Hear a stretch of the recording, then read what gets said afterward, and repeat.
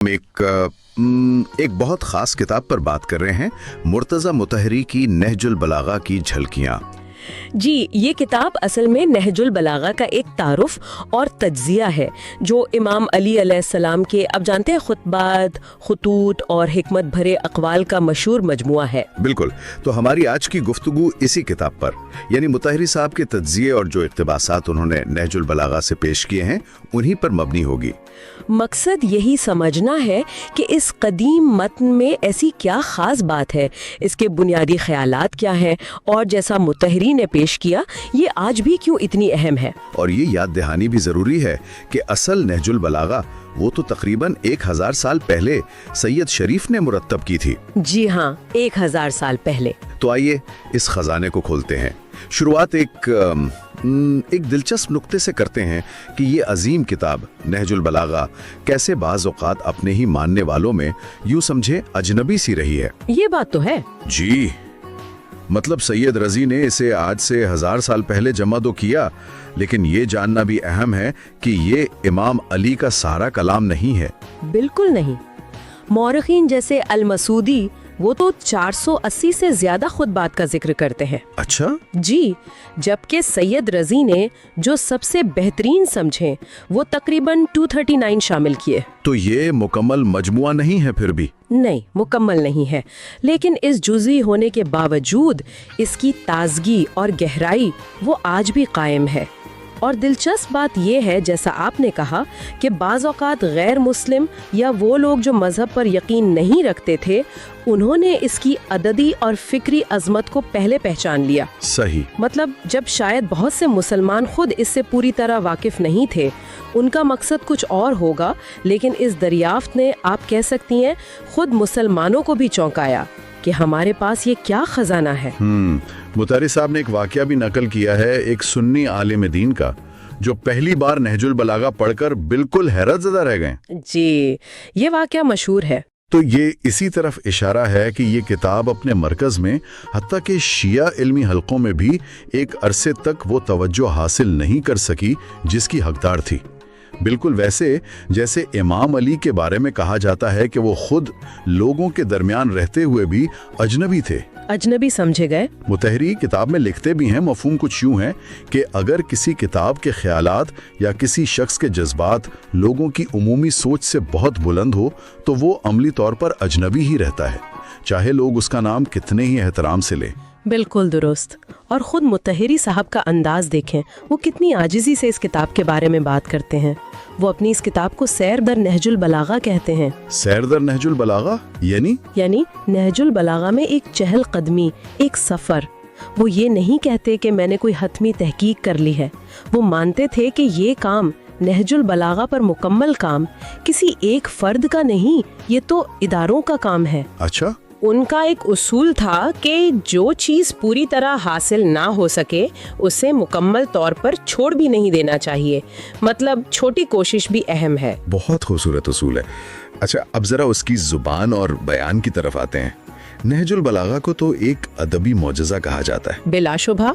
सैयद रज़ी जिन्होंने इसे जमा किया वो खुद बहुत बड़े अदीब थे। वो क्या कहते हैं इस बारे में? जी, सैयद रज़ी फरमाते हैं, अमीरुल मोमिनीन अली अलैहिस्सलाम फसाहत का सरचश्मा और बुनियाद हैं, यानी खूबसूरत और मौसर कलाम की असल बुनियाद। सरचश्मा और बुनियाद। जी, और इमाम अली के कलाम में सिर्फ अल्फाज की खूबसूरती नहीं थी, एक, आप कह सकती हैं, मिगनातीसी असर था। वो हमाम इब्ने शुरे वाला वाकया तो बहुत मशहूर है। हाँ, वो मुत्तकी सहाबी वाला। जी, जिन्होंने इसरार किया कि इमाम परहेजगारों की सिफात बयान करें। इमाम ने जब तकरीबन 105 सिफात बयान की तो हमाम पर ऐसा असर हुआ, अल्फाज की ऐसी तासीर थी कि वो बेहोश होकर गिरे और उनकी रूह परवाज कर गई। सुभान अल्लाह, ये तो कलाम का जादू है। बिल्कुल। सैयद रज़ी खुद लिखते हैं कि जब इमाम अली खुतबा देते थे तो लोगों की आंखों से आंसू जारी हो जाते और दिल लरज़ उठते थे। और इमाम अली की शख्सियत की एक और ख़ास बात उनकी वो हमागिरियत है।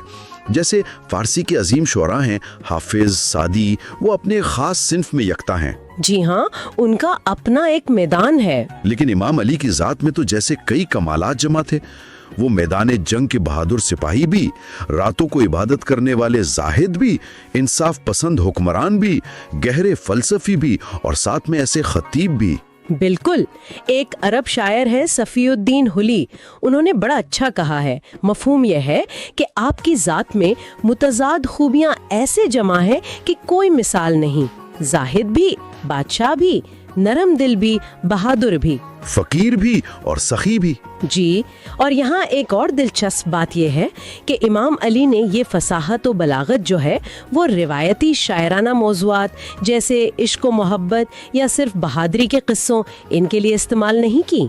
अच्छा, तो फिर किस लिए? उन्होंने तौहीद, इबादत, अखलाक, अदलो इंसाफ जैसे मौज़ूआत जिन्हें बाज़-औक़ात खुश्क समझा जाता है, उनको इस अंदाज में बयान किया कि वो अदबी शाहकार बन गए। यानी मकसद अदब बराए अदब नहीं था? बिल्कुल नहीं। उनका मकसद अदबी शोहरत हासिल करना था ही नहीं, कलाम तो सिर्फ एक जरिया था हकाइक बयान करने का। शायद इसीलिए उनके अल्फाज में वो असर है जो वक्त और जगह की कैद से आज़ाद है, आज भी दिल पर लगते हैं। बहुत खूब। अच्छा, तो अब जरा उन बुनियादी मौज़ूआत की तरफ आते हैं जिन पर नहजुल बलागा में खास तौर पर रोशनी डाली गई है। पहला और शायद सबसे गहरा मौजू वो है इलाहियात का, अल्लाह की ज़ात और सिफात। जी, इलाहियात। मुतहरी साहब इसमें निशानदही करती हैं कि शिया ज़राया जैसे अल-काफ़ी है या खुद नहजुल बलागा, उनमें इलाहियाती मसाइल पर ज़्यादा गहरी, ज़्यादा फ़लसफ़ियाना बहस मिलती है बनिस्बत दूसरे इस्लामी ज़राए के, जैसे सही बुखारी वगैरह। सही। क्या खास तसव्वुरात हैं अल्लाह के बारे में नहजुल बलागा में? बहुत आला तसव्वुरात हैं। मसलन अल्लाह की मुतलक सादगी का तसव्वुर, यानी बसातत मुतलका। इसका मतलब है कि अल्लाह की ज़ात में कोई तरकीब नहीं, कोई हिस्से या अज्जा नहीं है। अच्छा। वो अव्वल भी है, आखिर भी, जाहिर भी है, बातिन भी। वो वक्त और गिनती के तसव्वुरात से भी पहले है। इसकी यकताई, वो अददी नहीं, यानी वो एक इस तरह नहीं जैसे हम चीजों को गिनते हैं। ये तो बहुत गहरी बात है। जी।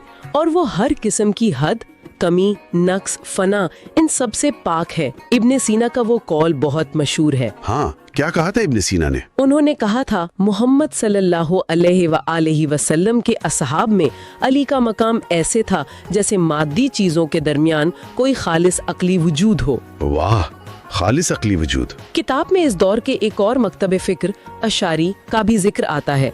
उनका क्या मौकिफ था? जी, अशारा का जिक्र है। वो अल्लाह की सिफात के बारे में बात सवालात करने से आप कह सकती हैं हौसला शिकनी करते थे। जैसे कुरान की आयत है, अर्रहमान अलल अर्शी इस्तवा, कि रहमान अर्श पर मुतमक्किन हुआ। हाँ, तो उनका कहना था कि बस ईमान लाओ, ये मत पूछो कि कैसे। इसके बरक्स नहजुल बलागा और खुद कुरान बार बार गौर व फिक्र की, अक्ल इस्तेमाल करने की दावत देते हैं। कुरान में भी तो है। क्या वो कुरान पर गौर नहीं करते या उनके दिलों पर ताले लगे हुए हैं? बिल्कुल। सूरत मोहम्मद 24। तो नहजुल बलागा में अल्लाह की ज़ात को हर किस्म की जिस्मानियत, महदूदियत, फना, नक्स, इन सब से पाक करार दिया गया है। और ये तसव्वुरात, जैसा पहले कहा, यूनानी फ़लसफ़े से भी ज़्यादा मुनफरिद और गहरे हैं। और इनका माखज़ भी अंदरूनी है, इस्लामी तालीमात से। जी हाँ, तर्ज़ इस्तिदलाल बिल्कुल मुनफरिद है, जिससे वाज़े होता है कि ये बाहर से नहीं आई, ये खालिस इस्लामी तालीमात हैं। ठीक। अल्लाह की मार्फत के बाद अगला अहम मौजू है इबादत का। नहजुल बलागा इबादत को कैसे देखता है? क्या सिर्फ रस्मी आमाल? नहीं, बिल्कुल नहीं। नहजुल बलागा इबादत को सिर्फ रस्मी आमाल तक महदूद नहीं रखता। इमाम अली इबादत की मुख्तलिफ मुहर्रिकात और दर्जात बयान करती हैं।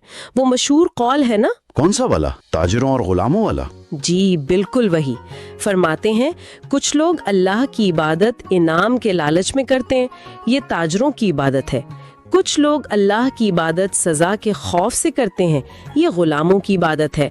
और कुछ लोग अल्लाह की इबादत शुक्राने के तौर पर करते हैं, ये आज़ाद लोगों की इबादत है। आज़ाद लोगों की इबादत शुक्राने के तौर पर? जी, ना लालच ना खौफ, صرف اللہ کی عظمت اور اس کے احسانات کو پہچان کر شکر ادا کرنا۔ ایک اور جگہ فرماتے ہیں مفہوم یہ ہے کہ اگر اللہ نے نافرمانی پر عذاب کا ڈر نہ بھی دلایا ہوتا تب بھی صرف اس کی نعمتوں کا شکر ادا کرنے کے لیے ہی یہ واجب تھا کہ اس کی نافرمانی نہ کی جائے۔ سبحان اللہ۔ تو پھر عبادت کا اصل مقصد کیا ہوا؟ اصل مقصد روح کی ترقی ہے، اللہ سے تعلق کو مضبوط کرنا، دل کو زندہ رکھنا۔ یہ صرف جسم کی ورزش نہیں، یہ روح کے غذا ہے۔ وہ متقی لوگوں کے بارے میں جو خطبہ ہے اس میں کیا خوب کہا ہے۔ کیا کہا ہے؟ فرمایا، دنیا دار لوگ اپنے جسموں کی موت کو بڑی اہمیت دیتے ہیں، لیکن یہ متقی لوگ زندوں کے دلوں کی موت کو اس سے کہیں زیادہ اہمیت دیتے ہیں۔ دلوں کی موت یعنی اصل موت دل کا مردہ ہو جانا، جی، اور عبادت دل کو زندہ رکھتی ہے۔ واہ۔ اچھا، اب آتے ہیں ایک اور بہت اہم موضوع پر، عدل و انصاف اور حکومت۔ اسلام نے تو عدل کو بہت اونچا مقام دیا ہے، خاص طور پر اس زمانے کے مقابلے میں۔ جی ہاں، زمانہ جاہلیت کی قبائلی عصبیت، نسلی تفاخر، ان سب کے مقابلے میں عدل ایک بنیادی قدر کے طور پر سامنے آیا۔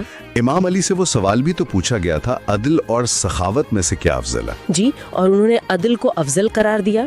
دلیل یہ دی کہ عدل ہر چیز کو اس کے صحیح مقام پر رکھتا ہے، جبکہ سخاوت اسے اس کے مقام سے ہٹا دیتی ہے۔ یہ نقطہ سمجھائیے ذرا۔ مطلب یہ کہ عدل ایک عمومی اجتماعی اصول ہے جو پورے معاشرے کو توازن میں رکھتا ہے، یہ سب کے لیے ہے، جبکہ سخاوت وہ ایک انفرادی نیکی تو ہے لیکن وہ ایک خاص موقع پر ہوتی ہے۔ معاشرے کی مجموعی صحت اور استحکام کے لیے عدل بنیادی شرط ہے۔ صحیح، اور امام علی نے خود اس اصول پر کبھی سمجھوتا نہیں کیا۔ وہ واقعہ بھی تو ہے نا جب انہیں مشورہ دیا گیا کہ معاویہ کو کچھ زیادہ دے دیں بیت المال سے۔ ہاں، سیاسی مصلحت کے تحت۔ لیکن امام نے کیا سخت جواب دیا، فرمایا، کیا تم مجھ سے یہ چاہتے ہو کہ میں ظلم کے ذریعے فتح حاصل کروں؟ اللہ کی قسم میں ایسا کبھی نہیں کروں گا۔ اور پھر کہا کہ اگر یہ میرا ذاتی مال بھی ہوتا تو میں اسے برابر تقسیم کرتا، تو یہ تو اللہ کا مال ہے۔ یہ تھا ان کا معیار عدل۔ اور حکمران کے بارے میں کیا تصور ملتا ہے نہج البلاغہ میں؟ حکمران کا تصور مالک کا نہیں بلکہ ایک امین، ایک ٹرسٹی کا ہے، یا جیسے چرواہا ہوتا ہے رائی۔ عوام جنہیں رعیت کہا گیا ہے وہ حکمران کی ذمہ داری ہیں۔ قرآن کی آیت بھی تو یہی کہتی ہے، سورۃ النساء 58، کہ امانتیں ان کے حقداروں کو پہنچاؤ اور جب فیصلہ کرو تو عدل سے کرو۔ تو حکمران جواب دہ ہے؟ بالکل۔ امام علی اپنے گورنروں کو جو خط لکھتے تھے، خاص طور پر مالک اشتر کے نام وہ مشہور عہد نامہ، اس میں بار بار یاد دلاتے ہیں کہ تم عوام کے خادم ہو، ان کے حقوق کے محافظ ہو، رعایا کے ہر طبقے کے حقوق کا خیال رکھنے کی تاکید ہے۔ عدل کے ساتھ ساتھ ایک اور موضوع بہت نمایاں ہے، وہ ہے زہد کا، یعنی دنیا سے بے رغبتی۔ جی، زہد۔ لیکن یہاں یہ واضح کرنا بہت ضروری ہے کہ اسلام کا زہد وہ رہبانیت یا دنیا کو بالکل چھوڑ دینا نہیں ہے۔ یہ فرق اہم ہے۔ بہت اہم۔ اسلامی زہد معاشرے سے فرار نہیں بلکہ معاشرے میں رہتے ہوئے دنیا کی محبت میں گرفتار نہ ہونا ہے۔ اس کے پیچھے کئی محرکات ہو سکتے ہیں۔ ایک تو ہے دوسروں کا احساس، ہمدردی، جیسے امام علی کا وہ قول، جی، کہ کیا میں پیٹ بھر کر سو جاؤں جبکہ میرے ارد گرد بھوکے پیٹ اور پیاسے جگر ہوں؟ یعنی ایک ذمہ دار شخص دوسروں کے دکھ درد سے لا تعلق کیسے رہ سکتا ہے؟ اور دوسری وجہ ہے آزادی کی خواہش۔ آزادی وہ کیسے؟ امام فرماتے ہیں لالچ ہمیشہ کی غلامی ہے۔ جب انسان دنیاوی چیزوں کا حریص نہیں ہوتا، ان کا غلام نہیں بنتا، تو وہ حقیقی معنوں میں آزاد ہوتا ہے، وہ اپنے اصولوں پر قائم رہ سکتا ہے۔ تو پھر نہج البلاغہ مذمت کس چیز کی کرتا ہے، دنیا کی یا دنیا پرستی کی؟ دنیا پرستی کی۔ دنیا بذات خود بری نہیں بلکہ اس سے وہ غلامانہ لگاؤ، اسے ہی سب کچھ سمجھ لینا، یہ برا ہے۔ وہ خطبہ 129 ہے جس میں امام علی علیہ حضرت عثمان رضی اللہ تعالیٰ عنہ کے دور کا نقشہ کھینچتے ہیں۔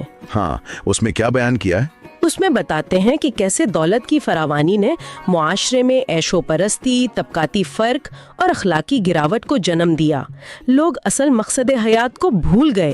اس صورتحال پر وہ افسوس کا اظہار کرتے ہیں۔ تو اسلامی نقطہ نظر کیا ہوا دنیا کے بارے میں؟ اسلامی نقطہ نظر یہ ہے کہ دنیا ایک ذریعہ ہے، آخرت کی کھیتی ہے۔ یہ منزل نہیں، راستہ ہے، ایک گزرگاہ ہے۔ قرآن بھی تو بار بار دنیا کی زندگی کا آخرت سے موازنہ کرتا ہے کہ یہ کتنی عارضی ہے۔ جی کئی آیات ہیں۔ مثلاً سورۃ الرعد 26، سورۃ النجم 29-30۔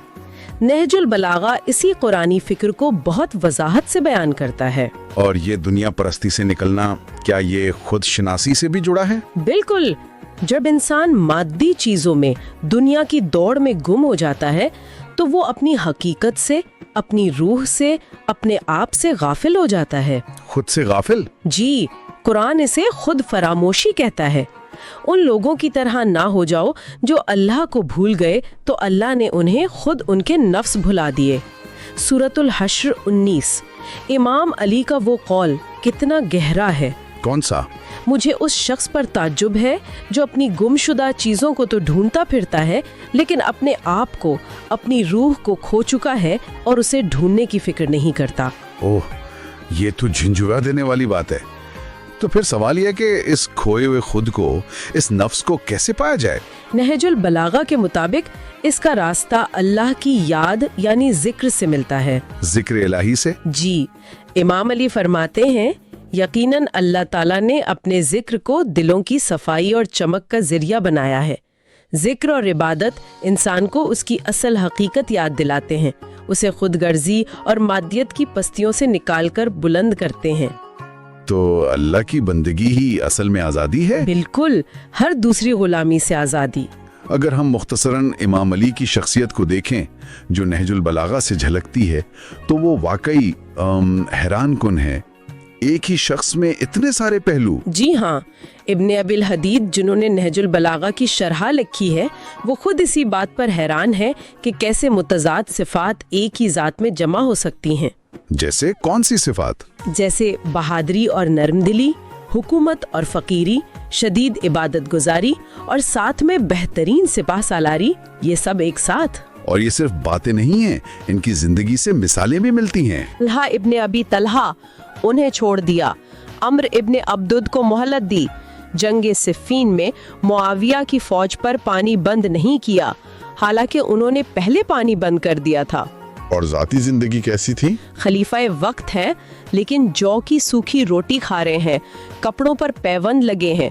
یہ سب چیزیں ان کی غیر معمولی شخصیت کا، ان کی عظمت کا پتہ دیتی ہیں۔ تو مرتضی مطہری کی یہ کتاب نہج البلاغہ کی جھلکیاں، اس کا یہ سفر ہمیں دکھاتا ہے کہ نہج البلاغہ صرف ایک پرانی کتاب نہیں، یہ تو حکمت کا ایک سمندر ہے۔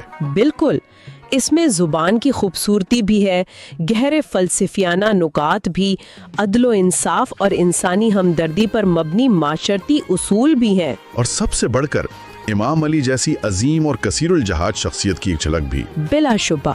اور نہج البلاغہ کا پیغام کسی ایک زمانے یا کسی ایک گروہ کے لیے محدود نہیں ہے، یہ ہر اس انسان کے لیے ہے جو زندگی کے معنی، اخلاقیات اور اپنے رب سے تعلق کو گہرائی میں سمجھنا چاہتا ہے۔ جی ہاں، یہ آج بھی ہمیں غور و فکر کی دعوت دیتی ہے۔ جی ہاں، مسلسل غور و فکر کی۔ اور آخر میں سامعین کے لیے ایک سوال چھوڑے جاتے ہیں غور کرنے کے لیے۔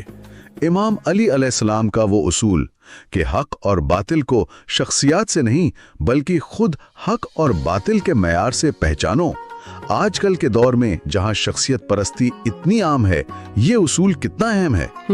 بہت اہم سوال ہے۔ یا پھر یہ خیال کہ آج کی دنیا میں جہاں انسان ہزار طرح کی غلامیوں میں جکڑا ہے، مادی، نظریاتی، نفسانی، کیا واقعی اللہ کی بندگی ہی حقیقی آزادی کا راستہ ہے؟ اور وہ خود فراموشی کا مسئلہ۔ بالکل، خود فراموشی کے اس شور شرابے میں کیا ذکر اور عبادت کے ذریعے خود کو دوبارہ پانے کا سفر ہی اصل کامیابی ہے؟ یہ 1000 سال پرانے اصول آج ہماری زندگیوں کو کیسے بدل سکتے ہیں؟